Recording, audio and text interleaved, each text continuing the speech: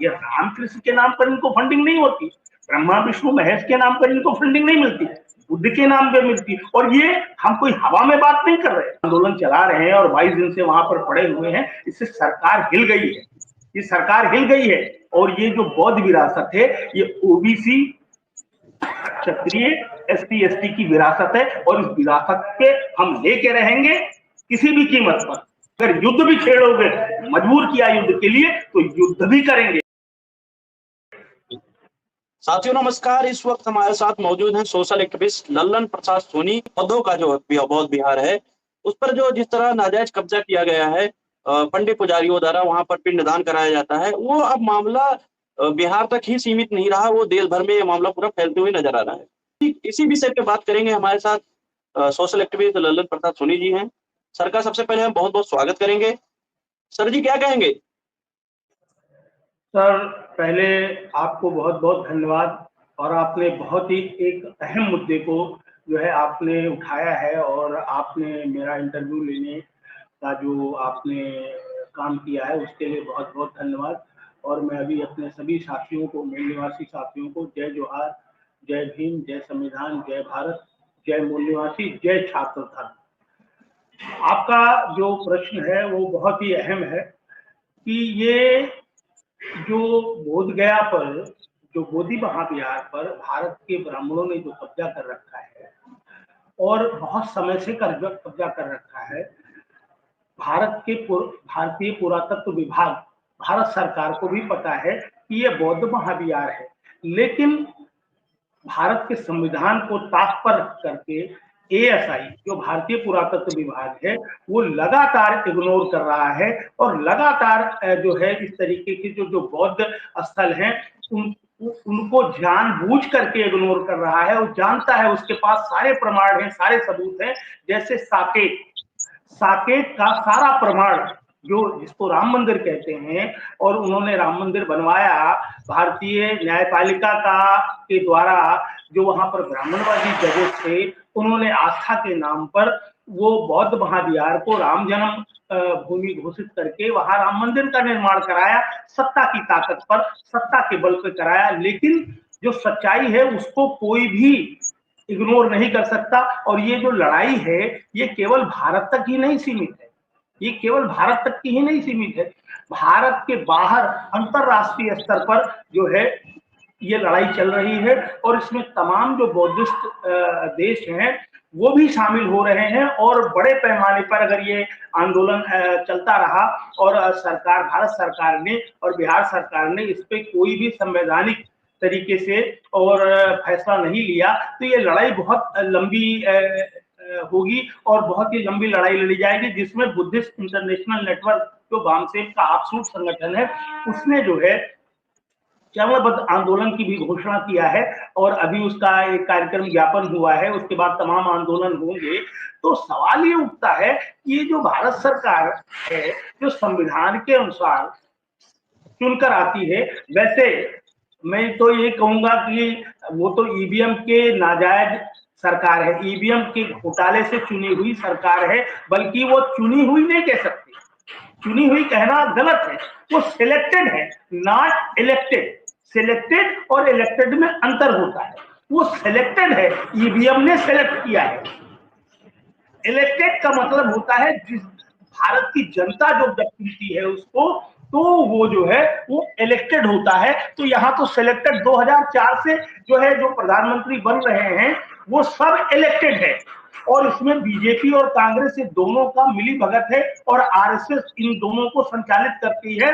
और ईवीएम के खिलाफ भी आंदोलन 2014 से मनवर भवन में इस्लाम साहब जो है लगातार चला रहे हैं। और अभी हमारा 9 अप्रैल को जो है राष्ट्रव्यापी जेल भरो आंदोलन है, और 1 जुलाई को जो है वो भारत बंद है। ओबीसी की जाति आधारित गणना नहीं हो रही, उसके पीछे कारण है कि ईवीएम द्वारा सेलेक्टेड, मैं दोबारा कहना चाहता हूं, ईवीएम द्वारा सेलेक्टेड ये सरकार है, ये नॉट इलेक्टेड सरकार है। और ये लगातार जो है संविधान के विरोध में काम कर रही है। अब मैं उस मुद्दे पे आता हूं,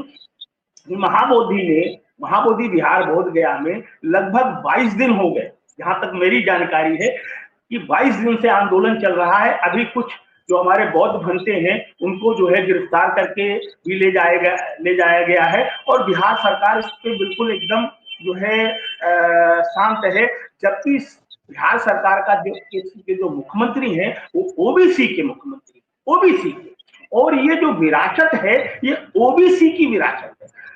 तथागत बुद्धा, शाक्यवंशी, नागवंशी बौद्ध और महान सम्राट अशोक चक्रवर्ती, महान सम्राट अशोक की विरासत है। हम जितने भी ओबीसी के लोग हैं हम सम्राट अशोक और तथागत बुद्ध के वंशज हैं। हमारा जो क्षत्रिय वर्ग है, जो क्षत्रिय समाज है, वो भी तथागत बुद्धा और सम्राट अशोक का वंशज है। हमारे SC ST जो भाई हैं वो भी हमारे नागवंशी भाई हैं। और जो धर्म परिवर्तित बहुत बड़ा अहम मुद्दा है, जो धर्म परिवर्तित मुस्लिम, सिख, ईसाई, ये भी हमारे भाई हैं, DNA के भाई हैं। ये भारत सरकार को पता है, DNA ने सिद्ध कर दिया है। लेकिन भारत सरकार लगातार इस देश में जो बौद्ध विरासत है उसको खत्म करने का काम कर रहा है। लेकिन बौद्ध विरासत कण कण में मौजूद है, कहां तक खत्म करोगे? बहुत खत्म किया। 9वीं शताब्दी से लेकर 12वीं शताब्दी तक तमाम बौद्ध विहारों को तोड़ा गया, उनको परिवर्तित करके, उनका स्वरूप बदल करके उनको मंदिर का निर्माण किया गया। और उसमें जो सबसे बड़ी बात है, जो बौद्ध प्रतिमाएं हैं जो सम्राट कनिष्क के समय बनवाई गई थी, वो उन बौद्ध प्रतिमाओं को ही ये अपना देवी देवता मानते हैं। ये ब्रह्मा विष्णु महेश और राम और कृष्ण और विष्णु का स्वरूप दे दिया है, ये साबित नहीं कर सकते। लेकिन सवाल ये उठता है कि इनके पास सत्ता की ताकत है, तो ये सत्ता के बल पर ये जो है हमारी आवाज को दबाना चाहते हैं। अभी मैं बताऊं, मेरा एक्स पर मैं ट्विटर पे आज 4 बार मेरा ये इसी मसले को लेकर के 4 बार मेरा एक्स बंद कर दिया, ट्विटर पे 4 बार बंद कर दिया। अभी इसमें सस्पेंड चल रहा है। आखिर तुम्हें परेशानी क्या है? सच्चाई से परेशानी क्या है? अरे हमारे जो प्रधानमंत्री हैं, ओबीसी के प्रधानमंत्री हैं नरेंद्र मोदी जी, जब विदेश में जाते हैं तो कहते हैं कि मैं बुद्ध के देश से आया हूं, मैं बुद्ध के देश से आया हूं। कम से कम हमारे 54 से 55 देश हैं जो बौद्धिस्ट देश हैं, और ये वहां जाते हैं तो कहते हैं कि हम बुद्ध के देश से आए। बुद्ध के नाम पर जो है, तथागत बुद्ध के नाम पर, बौद्ध धर्म के नाम पर इनको फंडिंग होती है। ये रामकृष्ण के नाम पर इनको फंडिंग नहीं होती, ब्रह्मा विष्णु महेश के नाम पर इनको फंडिंग नहीं मिलती, बुद्ध के नाम पे मिलती। और ये हम कोई हवा में बात नहीं कर रहे, दस्तावेजी सबूत है, स्वयं प्रधानमंत्री नरेंद्र मोदी जी का बयान है। लेकिन उसके बावजूद भी ये निरंतर जो है बेशर्मी से इस देश के अंदर जो है हमारी बौद्ध विरासतों को खत्म करने का काम कर रहे हैं। बौद्ध विरासतों को खत्म करने का काम तो पुष्यमित्र सुंग ने किया, फिर 9वीं शताब्दी से लेकर 100 जो पंथ है उसके शंकराचार्य ने खत्म किया। लेकिन ये खत्म नहीं कर पाए क्योंकि कण कण में है, बुद्ध हमारे कण कण में है। और अब ये जो बुद्धिस्ट आंदोलन चल रहा है, बुद्धिस्ट इंटरनेशनल नेटवर्क द्वारा चलाया जा रहा है आंदोलन, जो मथुरा, काशी और साकेत पर हम लोग जो आंदोलन चला रहे हैं, अभी मथुरा में भी आंदोलन हुआ 1 साल पहले और काशी में भी आंदोलन, क्या ये इनको सब पता है, आंदोलन भी चल रहा है। लेकिन क्या है, इनके पास सत्ता की ताकत है और सत्ता की ताकत की वजह से ये लगातार जो है हमारी विरासत को खत्म करने का काम कर रहे हैं। उसका सबसे बड़ा कारण है, हमारे लोगों को जानकारी होनी चाहिए, उसका सबसे बड़ा कारण है ईवीएम के द्वारा सिलेक्टेड, ईवीएम के घोटाले से सिलेक्टेड ये प्रधानमंत्री है और मुख्यमंत्री बनाएंगे और कहते हैं कि हमको सपोर्ट किया। किसी ने इनसे किसान नाराज, इनसे विद्यार्थी नाराज, इनसे महिलाएं नाराज, इनसे SC ST OBC नाराज। ओबीसी की आज तक इन्होंने जनगणना नहीं कराई, 80 करोड़ ओबीसी की जनगणना नहीं कराई 1931 से लेकर के। तो कहते कि हमारे सपोर्ट में, तुम्हारे सपोर्ट में कोई नहीं है, सिर्फ तुम्हारे सपोर्ट में ईवीएम आधुनिक मनुस्मृति है, जिसके द्वारा आप सेलेक्ट होकर के बनते हैं। लेकिन उसका भी आंदोलन चल रहा है, बहुत जल्दी 2030 तक सारा निपटारा हो जाएगा। जी सर, क्या लगता है कि अब बौद्धों ने ठान लिया है, अब अंतिम समय आ गया है कि जहां भी बौद्ध विरासत है उनको अब बौद्ध लोग इतना जानकार हो गए हैं, इतनी उनके पास जानकारियां पहुंच चुकी हैं कि अब बौद्ध विरासत वो लेकर रहेंगे? क्या लगता है कि अब अंतिम लड़ाई चल रही है? जी जी बिल्कुल, अंतिम लड़ाई चल रही है। मैं तो कई बार आपको अपने वीडियो, आपके इंटरव्यू में बताया है मैंने। आप तो बहुत ही बड़े अच्छे पत्रकार हैं, वरिष्ठ पत्रकार हैं, जानकार हैं, बुद्धिजीवी हैं, मैंने कई बार बताया। ये अंतिम चरण है, ये अंतिम चरण है, ये 2030 तक पूरा होगा। 2030 तक ये अंतिम चरण चल रहा है, चाहे वो बौद्ध विरासत का मसला हो, बौद्ध विरासत पर अवैध कब्जे का मसला हो, चाहे ओबीसी की जाति आधारित जनगणना न कराई गई, नहीं कराई गई है उसका मसला हो, और चाहे ईवीएम के घोटाले से 2004 से लेकर के 2024 तक जो सरकार बनाई गई है ब्राह्मणवादियों द्वारा, उसका मसला हो, है ना। हम सभी मसलों पे लगातार जो है आंदोलन हमारा संगठन चला रहा है, उसकी घोषणा भी हो चुकी है हमारा जो। और ये जो बौद्धिस्ट आज वो जो आंदोलन चला रहे हैं और 22 दिन से वहां पर पड़े हुए हैं, इससे सरकार हिल गई है, ये सरकार हिल गई है। हिली तो अब मोदी जी जो है शेर के बच्चों को खिला रहे हैं, बाघ के बच्चों को खिला रहे हैं, अजगर लपेट रहे हैं, ये दिखा रहे हैं, क्योंकि ये कन्वर्ट कर रहे हैं, ये डाइवर्ट कर रहे हैं। ये मुद्दे को डाइवर्ट करने के लिए ये आरएसएस द्वारा ये पासा फेंका गया है कि अब ये शेर के बच्चों को दूध पिला रहे, अजगर को लटकाए हुए। अरे भाई, ओबीसी की जनगणना कराओ, कुत्ता, बिल्ली, घोड़ा, गधा सबकी जनगणना करवाते हो, जानवरों की, ओबीसी की जनगणना क्यों नहीं करवा रहे? जबकि आर्टिकल, संविधान के आर्टिकल 340 में बाबा साहब ने ये लिख के दिया है कि ओबीसी की जाति आधारित जनगणना करा करके जनसंख्या के अनुपात में उनको हक अधिकार देना चाहिए, लेकिन ये दे नहीं रहे। इसलिए ये मुद्दा, धार्मिक मुद्दे को उठाते, इनके पास कोई रास्ता नहीं है।